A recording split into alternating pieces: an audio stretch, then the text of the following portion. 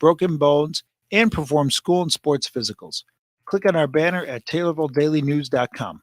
Just Beds are the yawn exterminators, and they can give you a better night's sleep. Choose from Bemco, Chatham & Wells, Sealy, Simmons, and Tempur-Pedic. Find out the many models and styles available on their updated website by clicking their icon at TaylorvilleDailyNews.com.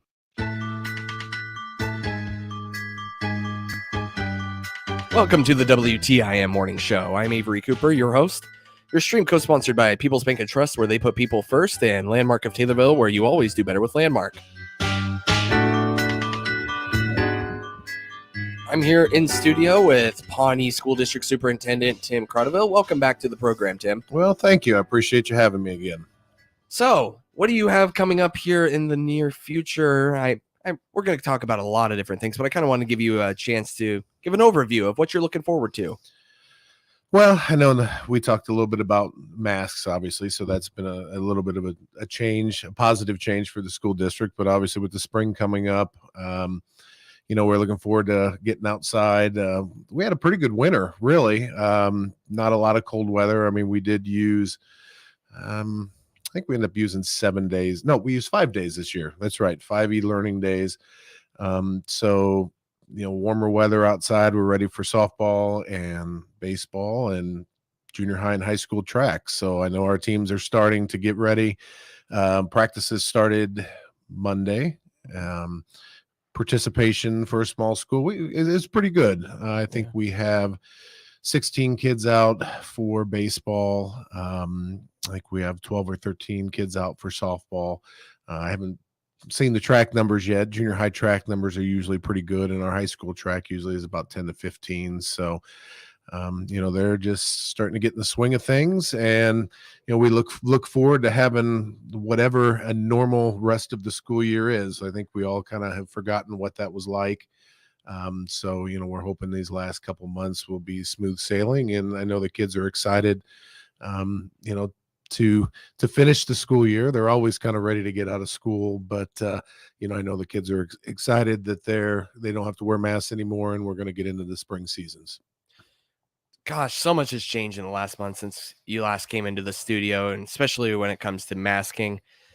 Just, I think 3 weeks ago, there was a lower court ruling that said, this mandate is moot. Then there was JCAR, then there was Supreme Court, and now the end of the mandate coming up 28th.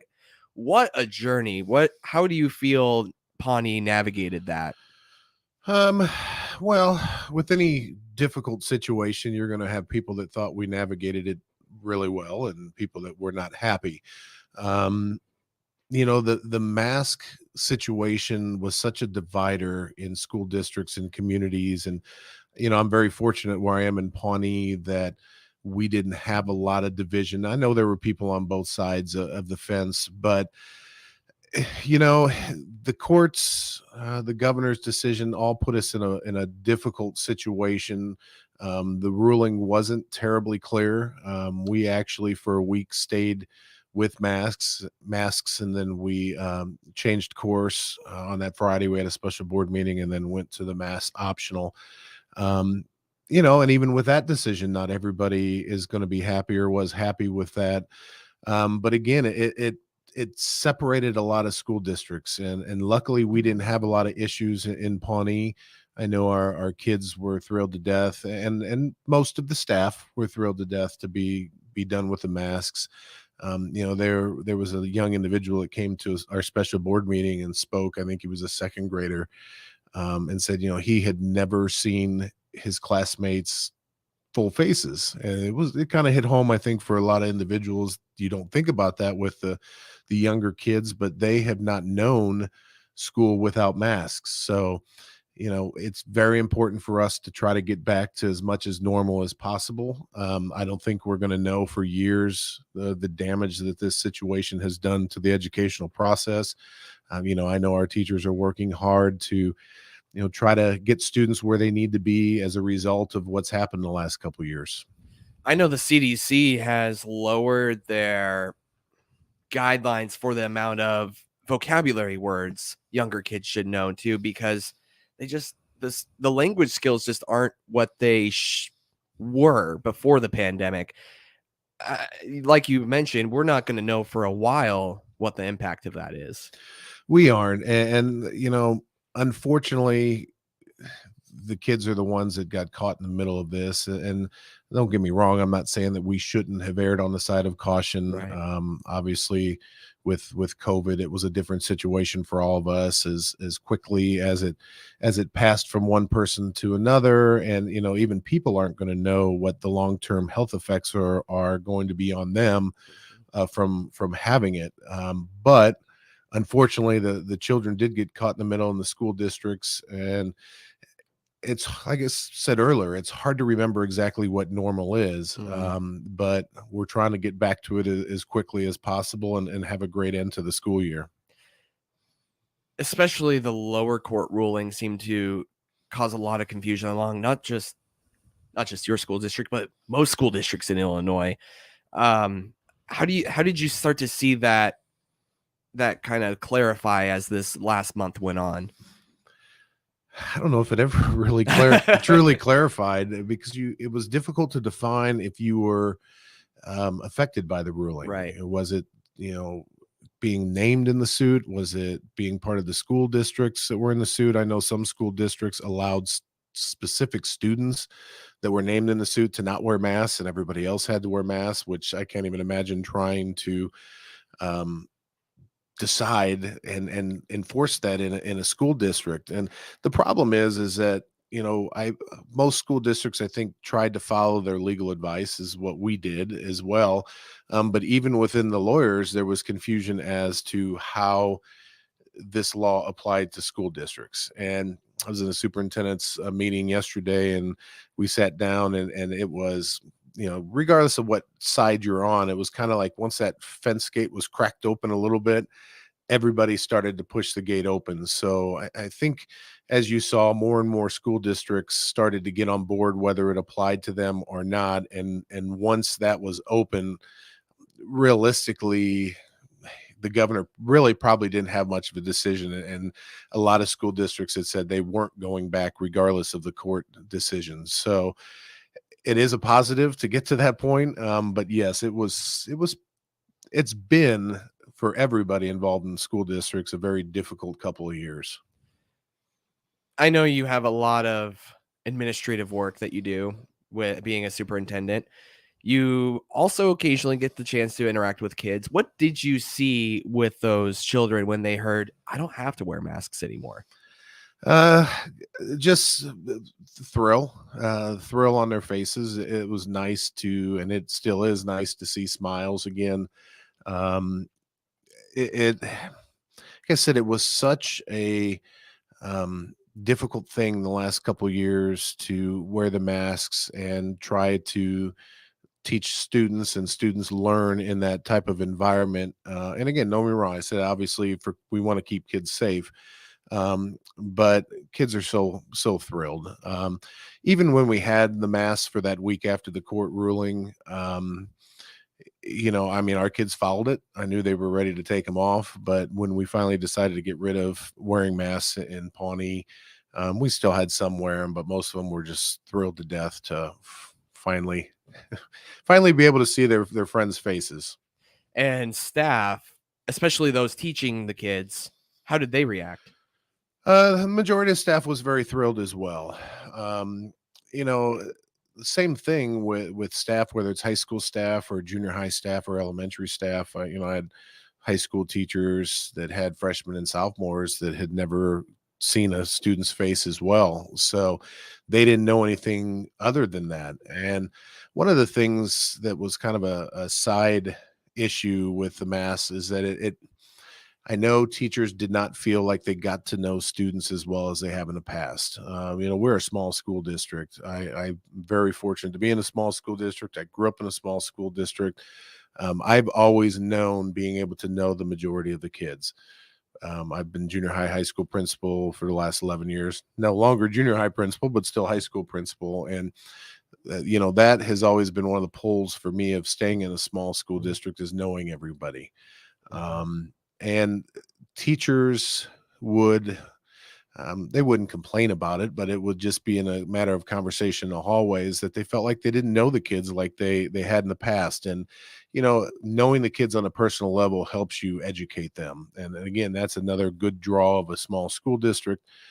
So that was a difficulty that many of our teachers had, and they're playing catch up at this point.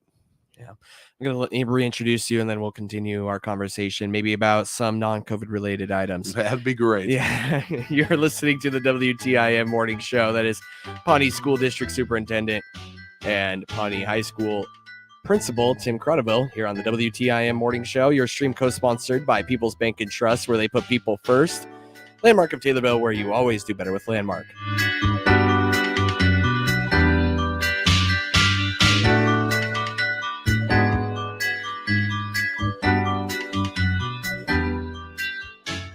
This is a station editorial. I'm Randall J. Miller, station president. This is a postscript on my editorial written February 16th. Late in the day on February 25th, the Illinois Supreme Court denied an appeal on the school mask mandate filed by Governor Pritzker. This was the final nail in the coffin regarding mandating school masking after it had previously been suspended by a Sangamon County Circuit Court judge and later the Illinois Appellate Court. As the governor drops the mask mandate for the general public on February 28th, they look back at the school mask mandate. These past 2 years are in order. As I've said for most of the nearly 2 years, the school mask mandate has always been a power grab by Pritzker, taking control away from local school boards on what they deem best for their particular students. We've seen government overreach at all levels these past nearly 2 years. Doesn't matter whether it's Democrat or Republican, government has acted like it knew better than we did how to run our schools, our personal health, and basically our life.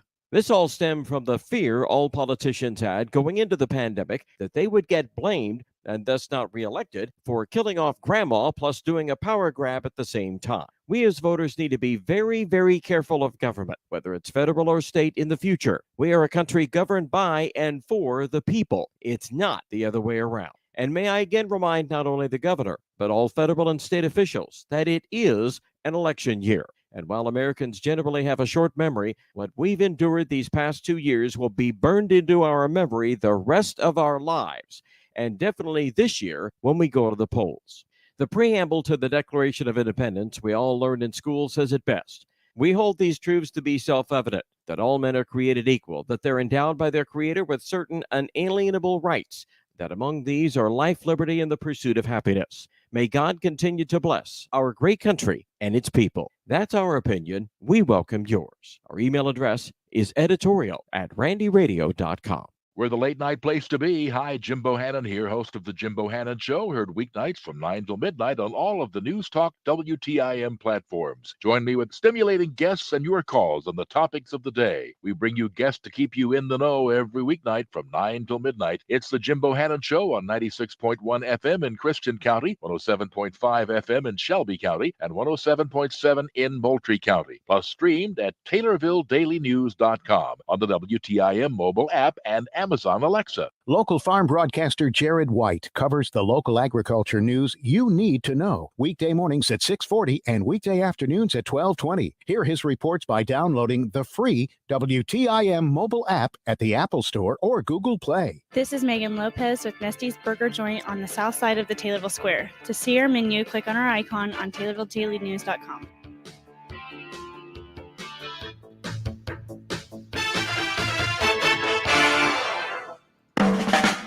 Welcome back to the WTIM morning show. I'm Avery Cooper, your host. Your stream co-sponsored by People's Bank and Trust, where they put people first, and Landmark of Taylorville, where you always do better with Landmark. I'm here in studio with Pawnee School District Superintendent Tim Crudeville. Oh, busy spring ahead. You got spring sports. We talked a little bit about baseball, softball, track for junior high, and for the high school. What else you got going on in the world of sports? Well, as we were talking, I forgot about bass fishing. We do that, and actually, our bass fishing team has had some success over the last couple years. we are fortunate that we have some parents that volunteer and bring their boats. We fish a lot on Lake Sancrest, obviously, and last state tournament we had a couple fishermen go down and fish at the state tournament at Carlisle. So unfortunately you kind of forget about that because it's kind of a small sport, but again in Pawnee we've had some success with our bass fishing team. I think too, it's not like a lot of the time it's not right in front of your eyes too. At the high school, you don't have a lake at the high school you could take your boats out onto. True, and it's not really a true spectator sport. I mean, people do when it's time to weigh in, will come and watch the boats come in and weigh in, but you're obviously not standing on the bank watching people fish for 5 hours during the course of a day. Right.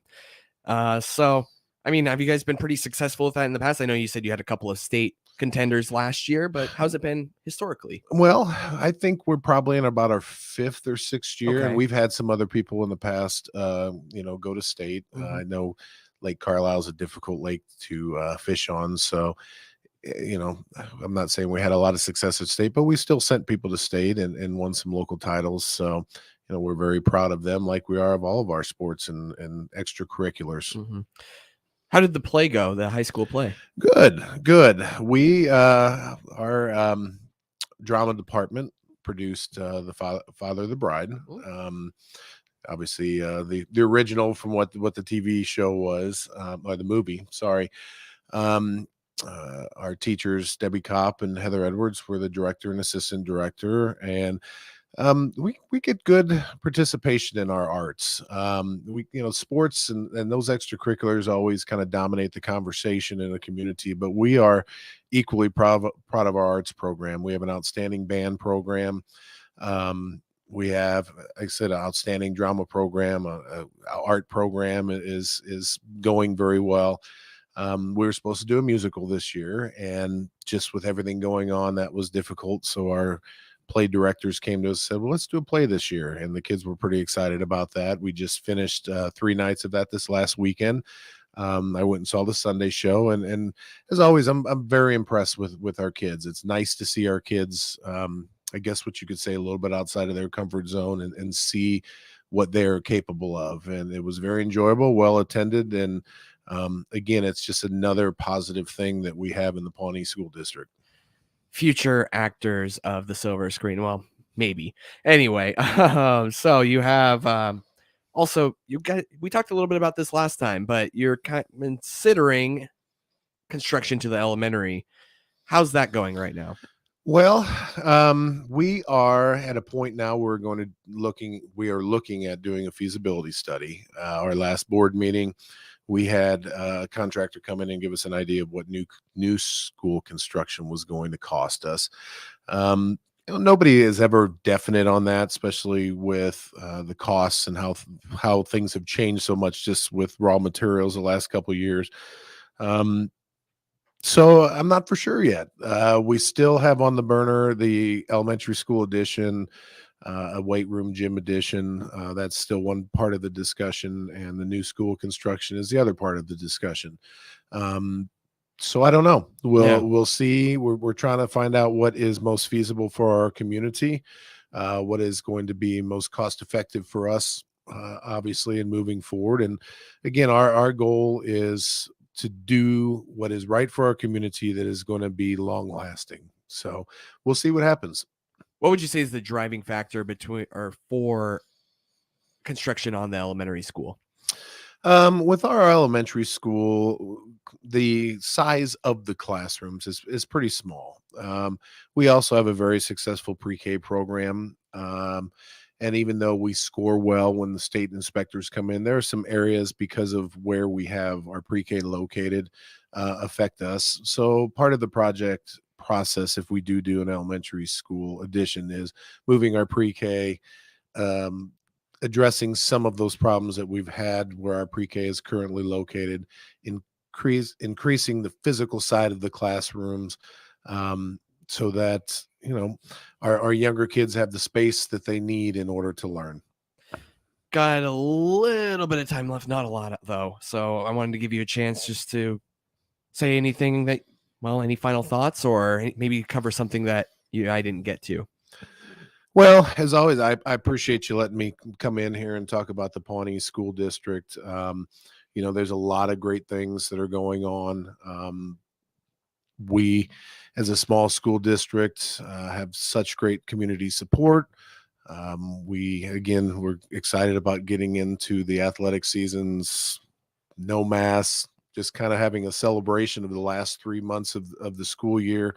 Even though we haven't agreed on any type of renovations or projects at this point, we really look to improve our school as we can. And we talked last time about window projects, and we are looking at just some small upgrades in order to improve the experience for our students and to continue to make the Pawnee School District the jewel of Pawnee. So, I appreciate you giving me the opportunity to come in and talk about Pawnee and all the great things that are going on there. And let's hope we have a great end of the school year. It's Pawnee's School District Superintendent Tim Cronenbell. Thank you so much, Tim. I appreciate it. WTIM. With SRN News, I'm Rich Thomason in Washington.